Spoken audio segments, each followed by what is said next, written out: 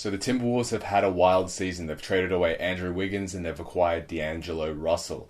So they seem to have their two franchise cornerstones in D'Lo and Cat. They also have the number one overall pick. What do you think the Timberwolves should do moving forward, Liam? Look, for me, I'm gonna take a bold prediction here, but I'm gonna draft LaMelo Ball. I'm gonna pair him up with D'Lo. It's obviously not the best defensive backcourt in the league, but I think the playmaking that LaMelo brings is at an NBA level already. We saw it here in Australia, NBL level. We actually got to go and see LaMelo play.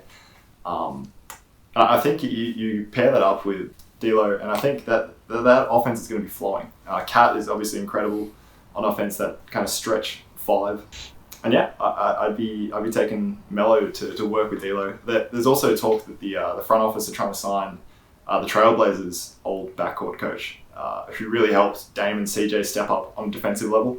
So I think if they do sign Edwards or Ball, either way, I think that's a great move for the Timberwolves. Kyrie's 50-point season opener, Shea's 20-10 game, Trae Young's 38-11, Buddy Hield's 42, D'Lo's 52-point game when he was at the Warriors. All these games were against the Timberwolves. I mean, that just says it all. They can't defend.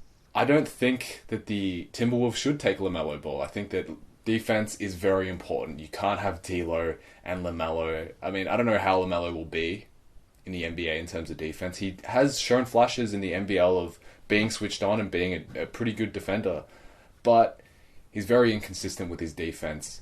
And you don't really want to have three extremely ball-dominant players having the ball. Melo, extremely ball-dominant, and so is D'Lo.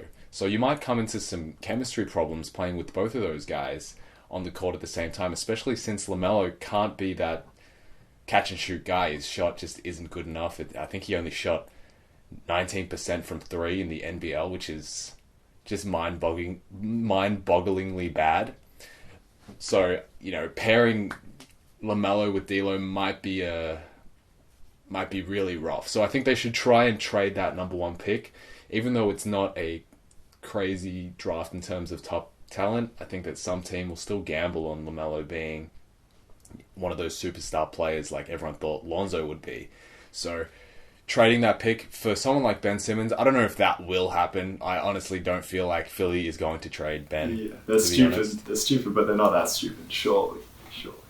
Yeah. But yeah, I think they could also get some defense to help with Cat. They need a rim defender. I think someone who would be perfect for that is someone like a Serge Ibaka. I think he's a free agent this year. He probably won't come with a massive price tag. I know that the Timberwolves only have about 13 mil in practical cap space, so they'll probably have to move a couple of pieces around to be able to get Serge. But having that rim protector who can also stretch the floor next to Cat, that actually might be the perfect move for the Timberwolves, right? Shoring up that interior defense so Cat won't be such a liability. With the top three picks in the draft, all of them could be number one picks depending on who you talk to. I don't think any of them are really a great fit with the Timberwolves, to be honest. So I'd probably say trade out of that spot and try and get some more pieces. Move back in the draft. There's a bunch of good 3-and-D players back there in the draft. Someone I really like is an Aussie, Josh Green. Really polished defender in college. Shot 36% from three. I think that they could get someone like him. That would fit perfectly next to D'Lo. I think if they can't acquire Serge Ibaka through free agency, Obi Toppin, kind of a Amari Stoudemire type with longer range. So he's kind of got that Serge Ibaka like 3-point shooting. He's got decent shot blocking. His offensive upside is massive. If he can continue to develop that game. But the thing is that the Timberwolves would be silly to take Toppin with the number one pick. So I agree. I think if you're not going to take LaMelo or Edwards, definitely move down the draft. Makes a lot of sense for the Timberwolves. They have a really solid offense. D'Lo, Cat, I think we saw towards the end of the season, those guys, they were able to put up points. They need defense. Whether that comes through the draft with the number one overall pick, remains to be seen. I think that they should try and trade that pick, get as much value out of that pick as possible, and the best value that they can get is moving out of that spot to some team who is desperate for a superstar type player or superstar potential player, and yeah, really try and just pretty much complementary pieces for Cat and D'Lo. That's all they need. And those complementary pieces, they only need to do one thing: just defend. Because D'Lo and Cat can create enough offense between the two. Like we've seen like the Jokic and Murray pick and roll combo work so well. I think if D'Lo and Cat can kind of get something close to that, it shows that like a two-man offense is very can work. The Nuggets from the Western Conference Finals this year. So, and what we said earlier, they just need to add some defense to their game. So I think the Timberwolves should be looking to do the same. I agree wholeheartedly, Mike. I really think that they should trade that first pick to Philly. They should try. I don't think that it will happen, but if they can, they should do it. Malik Beasley is a decent playmaker. He got, I don't know what he averaged, but yeah, Malik Beasley was a pretty good point guard for them when D'Lo was out with injury this year.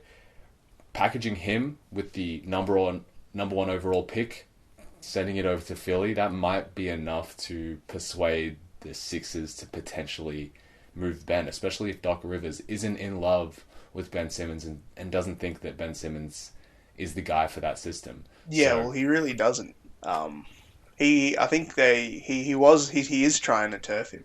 He will do what he can to get rid of Ben, from what I've read. If he's on the table, that should be number one priority for the Timberwolves. He fits perfectly. Obviously, there might be a bit of a ball handling issue between D'Lo and Simmons. I know they both like to kind of run the offense, but I'm sure they'd be able to make it work. All stars can share it around sometimes. With this year's draft, there's kind of one big unknown is a lot of players didn't get to play their final year of college.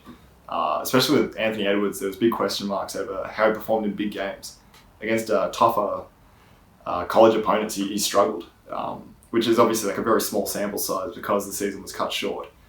But, when you've got that number one pick, you've got all the pressure and you're not, 100% filling a hole in your team. I think there's a big risk in taking someone, who you believe has like the most upside in the draft. But yeah, that'd probably be the one thing weighing on the Timberwolves' mind is that they'd kind of be happy to handle that off to someone else to make that tough first pick decision.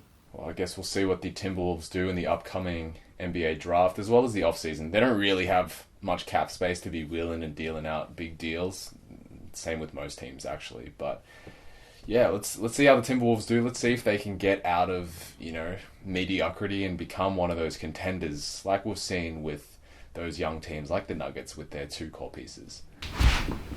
Hey guys, cheers for making it to the end of the video. We're just trying to learn and grow our channel. And talking to growing our channel, feel free to drop us a subscribe as well. Really help us grow and really get our name out there. Really appreciate it, guys.